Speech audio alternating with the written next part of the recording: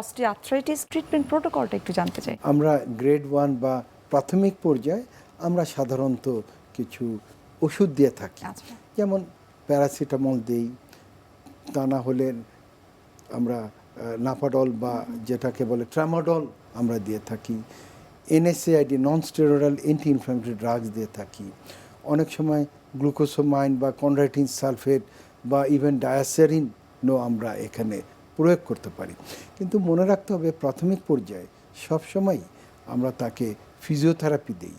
ফিজিওথেরাপিতে সুবিধা হচ্ছে যে সারাউন্ডিং যে মাংসপেশি যেগুলো আছে সেগুলোও সুঠাম করি, যাতে তার হাঁটা চলা বা অন্যান্য মুভমেন্টে যাতে কোনো কষ্ট না হয়। স্যার, অস্টিওআর্থ্রাইটিসের ক্ষেত্রে ফিজিওথেরাপির উপর বিশেষ জোর দিচ্ছেন, তো এই ক্ষেত্রে আপনার আসলে মতামত কি? প্রত্যেকটা ডক্টরই কি আসলে এই বিষয়ে রেফার করছে যে ফিজিওথেরাপি ইজ ভেরি ইম্পর্টেন্ট?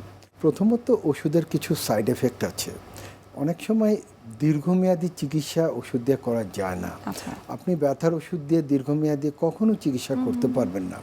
যেমন ব্যথার ওষুধে কমপ্লিকেশন কি, আমাদের প্রথমে গ্যাস্ট্রোইন্টেস্টাইনাল আপসেট হতে পারে বা হাইপার অ্যাসিডিটি হতে পারে, দ্বিতীয়ত কিডনির সমস্যা হতে পারে, তৃতীয়ত মুখের রুচির সমস্যা হতে পারে, চতুর্থত অনেক সময় পা ফুলে যায়। বহুমাত্রিক সমস্যা ব্যথার ওষুধে হয়। আচ্ছা। সেজন্য আপনি দীর্ঘমেয়াদী চিকিৎসা কখনই এনএসআইডি বা অন্যান্য ব্যথার ওষুধ দিয়ে করতে পারবেন না। দ্বিতীয়ত আমাদের ফিজিওথেরাপিতে কোনো ঔষধ লাগে না। আচ্ছা।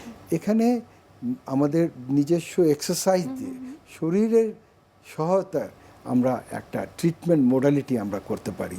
সেজন্য অনেক সময় ফিজিওথেরাপিকে মূল চিকিৎসা ধরি, সাইডে যদি প্রয়োজন হয় তাহলে আমরা প্যারাসিটামল বা বিভিন্ন ট্রামাডল ধরনের ওষুধ এই আপনারা সমস্ত সাজেস্ট করেন। ওষুধ